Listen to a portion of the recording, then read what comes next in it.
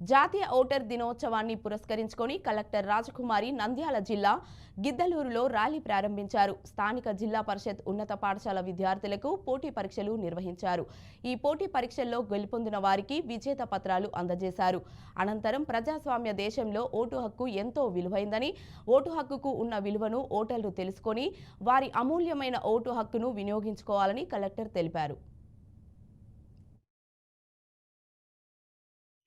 ప్రతి సంవత్సరము జనవరి 25వ తేదీని జాతీయ ఓటర్ల దినోత్సవంగా నిర్వహిస్తూ స్పెషల్ సమ్మరీ రివిజన్ అనే కార్యక్రమంతో మొదలుపెట్టి ఓటర్ల జాబితాలో ఏ విధమైన పొరపాటు లేకుండా ప్యూరిఫైడ్ ఎలక్షన్ల ఓటర్ల జాబితా తయారు చేయాలనే ప్రధాన ఉద్దేశంతో రకరకాలైనటువంటి కార్యక్రమాలు స్వీప్ యాక్టివిటీస్లో భాగంగా కాలేజీలోను తర్వాత ఓటర్లను ప్రేరేపించడానికి వీలుగా లేకపోతే నమోదు చేయడానికి వీలుగా ఓటు యొక్క విలువను తెలియజేసే విధంగా అనేక కార్యక్రమాలు నిర్వహిస్తూ ఈ ఎస్ఎస్ఆర్ అనే దాన్ని పూర్తి చేయడము, అలాగే ఓటర్ల జాబితాలోని తప్పులను సరి చేసుకోవడానికి స్పెషల్ క్యాంపెయినింగ్ డేస్ కూడా కండక్ట్ చేస్తూ ప్రధానంగా ఓటర్లకు ఏ విధమైనటువంటి తప్పులు లేని ఓటర్ల జాబితా తయారు చేయడం అనేది ప్రధానమైన అంశంగా చేస్తూ ఈ ఓటర్ల దినోత్సవం సందర్భంగా ఈ జరుగుతున్న ఈ కార్యక్రమాలని భారత ఎన్నికల వ్యవస్థలో ఓటు అనేది ప్రధాన ఆయుధం. మన ప్రజల యొక్క తలరాతలను మార్చే దాంట్లో భాగంగా ఈ ఓటు అనేది ముఖ్యమైనది.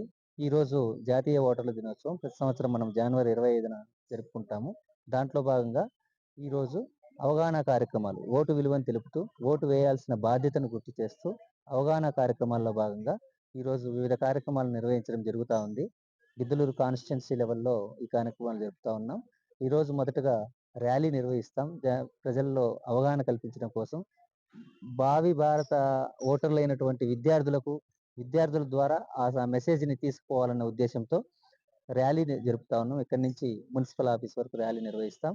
ఆ తర్వాత ఈరోజు ప్రతి ఓటర్ కేంద్రంలో బిఎల్ఓస్ ఉంటారు, బూత్ లెవెల్ ఆఫీసర్స్. వాళ్ళు అక్కడ ఉండి అక్కడ వేరు కార్యక్రమాలు, ముగ్గుల పోటీలు నిర్వహించడము, మరియు కొత్తగా నమోదైన ఓటర్లని వాళ్ళ యొక్క వచ్చిన ఎపిక్ కార్డ్స్ను పంపిణీ చేయటము.